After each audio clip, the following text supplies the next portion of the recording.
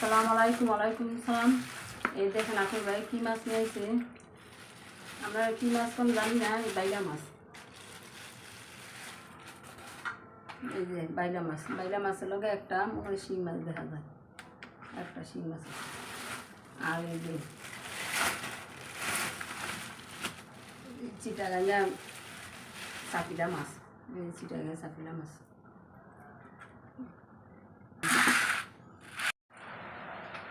এই দেখেন মাছ শামুক টামুক আছে।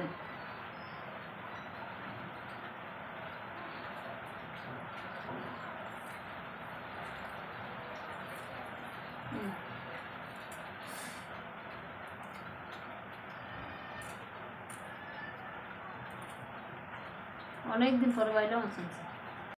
এই দেখেন আমি এই দুইটা মাছ লইছি, আমার মেয়ে বাজিয়া খাইব। আর এই যে বাইলা মাছ দিয়া আলু টমেটো পেঁয়াজ দিয়ে রান্না। এই যে বাইলা মাছ কুরসি দেখছেন কত সুন্দর করে ধোয়া হয়েছে। আমি গরম পানি দিয়া তাই মাছ দিয়েছি।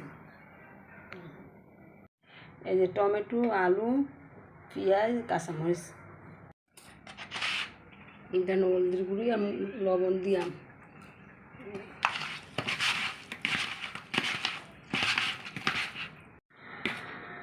দেখুন মাখা দিয়েছি। এই যে মাছটি বাজলাম।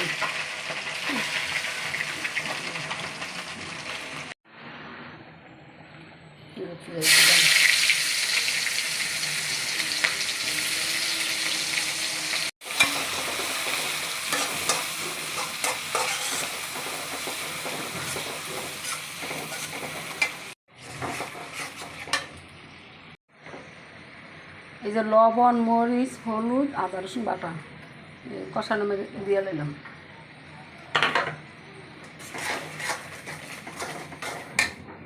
দেখেন আমার তরকারি তেল বাইয়া গেছে গা, কষানো হয়েছে। যত তরকারি কষানো অত তরকারি স্বাদ লাগে, কিন্তু তরকারি কষান লাগে না, কষালে হলুদ মরিচের আদা রসুনের গন্ধ নেই। এই দেখেন আমার তরকারি অনেক সুন্দর করে কষানো হয়েছে। এখন আমি জল দিব।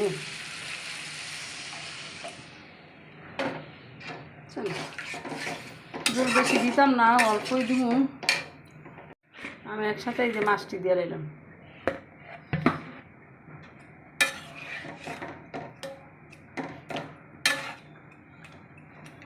তরকারি কালারটাও কত সুন্দর হয়েছে দেখছেন। যত কষাবেন অত তরকারি কালারও সুন্দর হইব, খাইতেও স্বাদ লাগবে। বাগার ডাইতে এখন আলা বাগার রয়েছে। এই যে আমার তরকারিটা হয়েছে দেখছেন, বাইলা মাছগুলি তরকারিটা কালারটা কত সুন্দর হয়েছে। তরকারির এই যে মাছ, তরকারিটা কালারটা কত সুন্দর হয়েছে। তরকারিটা হয়ে গেছে।